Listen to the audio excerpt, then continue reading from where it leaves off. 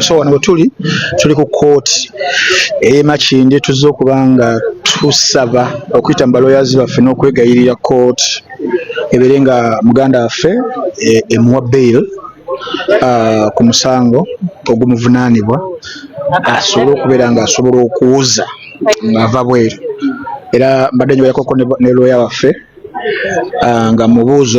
oba client we because bya mirundi ebiri waliwo ffe mikwano gye waliwo ye n'enkolagana gy'abalina ne lawyer we naddala interest kikyayagala kikyeyeetaaga nsinza bimusalirawo naye mu bimu ku byentegedde nti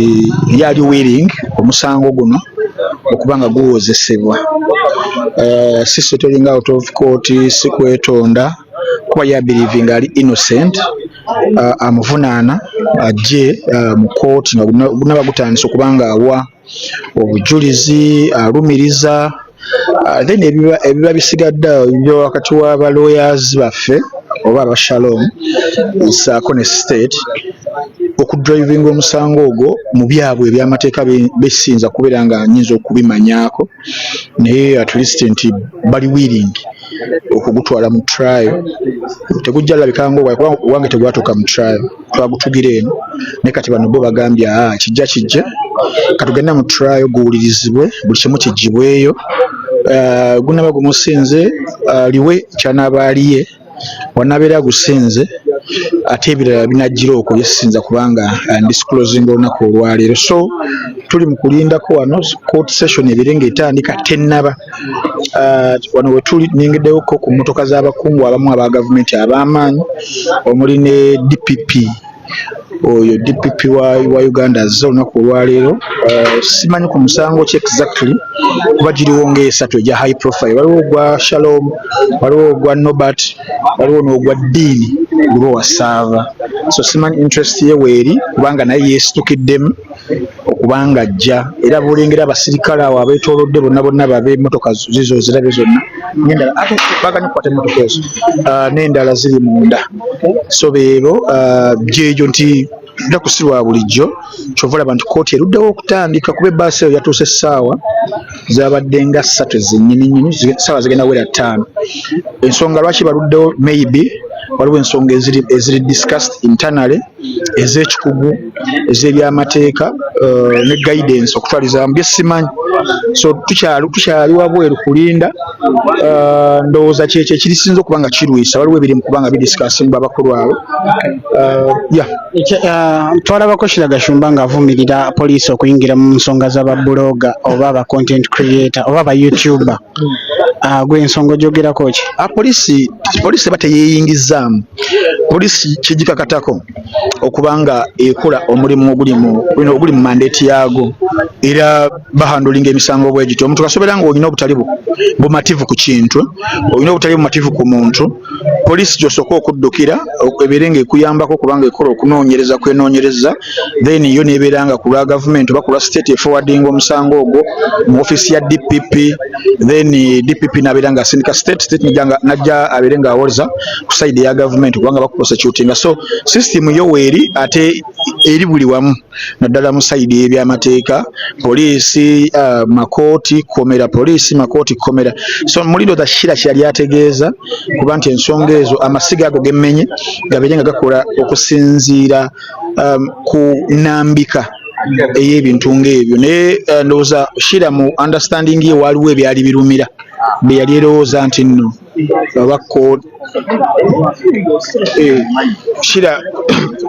Shira ndowooza yalina engeri gy'alabamu ebintu ng'alaba wayinza obba waliwo embeera eyakyekubirira ku nsonga ezo lwaki nti maybe yalaba character oba yalaba element ewawaabidde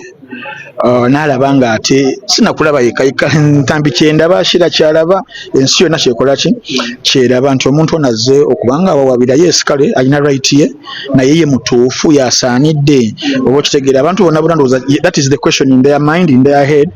and I'm not trying to say that talina right kubanga addukira yes right abeera agirina naye sometimes wetubuuza kyebayita moral authority singa ntambi nze abeera kuba abaana amayinja ku matanga bagenda ku luzzi zinga buli lunaku nga kinyumiranga nseka ne batuuka olunaku lumu nange ne wabawo omwana angwikiriza nankuba ejjinja ate sinza agenda wa chairman kubeera nga nkola ki nga ndoopa nti bannange bankubye so tugendera kweri maximum law eya equity egamba nti oyo yena ayagala okujja mu bwenkanya ajenga emikono gyetukola he who comes into equity must come with clean hands doctrine eyo oba maximum eyo ndowooza abantu gye basinzirako okulambika oba okulaga frustration yaabwe eri system yaffe ey'ebyamateeka nti omuntu ono ye nga takwatibwako so tugende wano mpola mpola nsonga bwetyo bweri wekyali so ne batugobedde awo DPP yewuuyo ali mu kubanga akola ki ali mu kubanga agenda era sagala abeere nga mpulira era olengera abasajja ba anti-terrorism bamuddukirako omanyi waliwo offices ze bakuwe ng'omumukkoe kati omusajja oyo DPP ebintu bya byatuddeko bya findings nakyo obulamu bwe bubeera mu danger kyobola abantu bamuwa protection eyo motoka bbiri zimukulembedde bbiri ziri mabega ezize ziri wakati 3 naye nga ndowooza yabadde akyalwisiza embeera ne kasita agenze mbirivinga tugenda kuddayo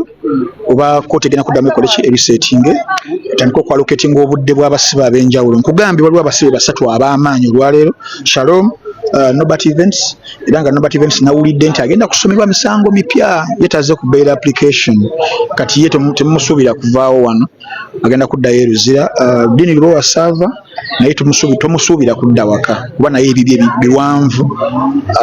ebimunyinza obutabyogera wano ku kamera bitumaze okuba nga tulobayo naye naye addayo eruzira so Shalom gwe tuliko okulaba nti aweebwa taweebwa naye nga tuli mu kubanga tusaba Mukama Katonda asobole okubanga kooti omulamuzi state bawulira ensaba yaffe so okuddayoko ku point eri gyembadde gamba nti yeeyo bwe buzibu obuli mu kintu ekyo era nekyasinze nze okumalako omanyi abantu baffe osoma comment nowulira someone nga analyzing ekintu oba nga akyogerako and they have their rights and their bwongo bwabwe someone nga ajja okucastigatinga Shalom oyo avuma Shalom oyo akola bwati nga waliwo n'abateekinze extra effort okujjayo mu video Shalom nga avuma okudrivinga their point home basooka ne bakigezako olw'omukaaga producer n'alaba nga byakiyaaye byakisiru byakwagala bino kusettinga agenda yaabwe okulaga nti oli mubi yes si mulunsi si mutuukirivu Shalom kituufu kati ekyo ekitabamalidde ne bakola share yaabwe video ne babuzannyanga busatu Shalom ng'akola ki mbunga avuma which is right mukola mulimu gw'amawulire gwe tusuubira nti nno gugenda gubeera principles omuli okubalansinga okubeera nnyo tobutabeera bias nalinze bazanya video z'omuntu avunaana zize zibeerawo kugamba point wogijjayo nti titwetaaga bavuma kitegeeza nti kwata elements zino ebbiri eziri mu musango gwe bavunaana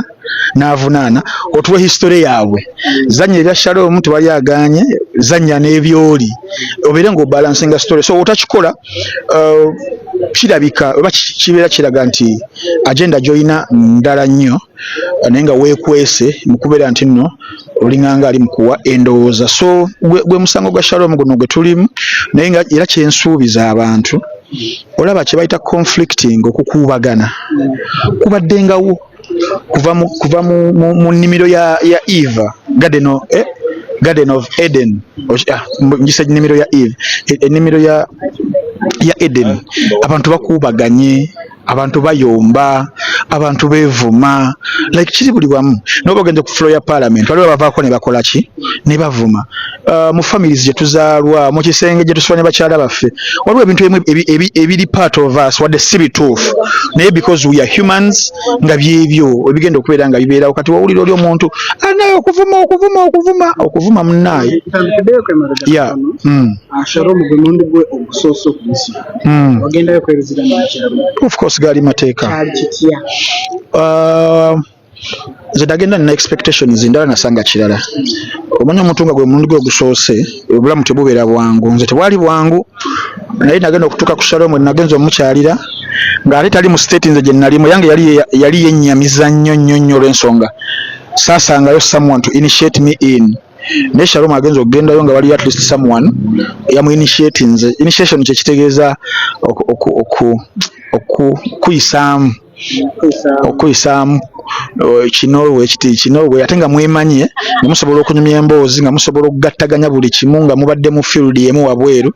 gye yasanga munne oba munnaffe naffe Norbert kati ye yayanguwa mangu okublendinga in ate nze ekyanzibuwalira nze I think na blendinga in ensotolinga in after like 3 days I didn't know anyone but many knew me nenga sina someone to talk to nti nemaleyo so nze kyanzibuwalira so for Shalom it was a bit different so namusanga mu spirit singa ziri much better than ezange era nanzizaamu amaanyi kibeera nga okujjanjaba omulwadde naye nga mweraliikirira naye nga ye omulwadde asobola n'okufissawo obudde n'amirayo ejjiiko y'ekyokulya oddamu amaanyi mu mulwadde gw'obeera ojjanjaba so naffe Shalom yatuzzaamu amaanyi abaagenda okumulabako okweraliikirira ne kubeera nga kukola ki kukendera nze nali musuubiza okuba nga mukyalira buli lunaku naye nagendayo olunaku lwali lwakusatu mbadde siddangayo kuba embeera gye namusangamu yali teyeeraliikiriza nnyo yakubeera nti nno buli lunaku mba ŋŋendayo era thanks to Norbert thanks to abaala bonna bamuwa comfort ng'ali mu confinement says so kati tusuubire nti olunaku olwaleero tuvaawo naye buli kimu ekyetaagisa tuzze nakyo buli kimu ekyetaagisa tuzze nakyo buli kimu ekyetaagisa ku sayidi yaffe tukikoze wabula wali kye bayita discretion ey'okuwa bail esigala namulamuzi omulamuzi yasigala naye omulamuzi yasigala nayo so wanaabalaba nga kituukiridde anaatuwa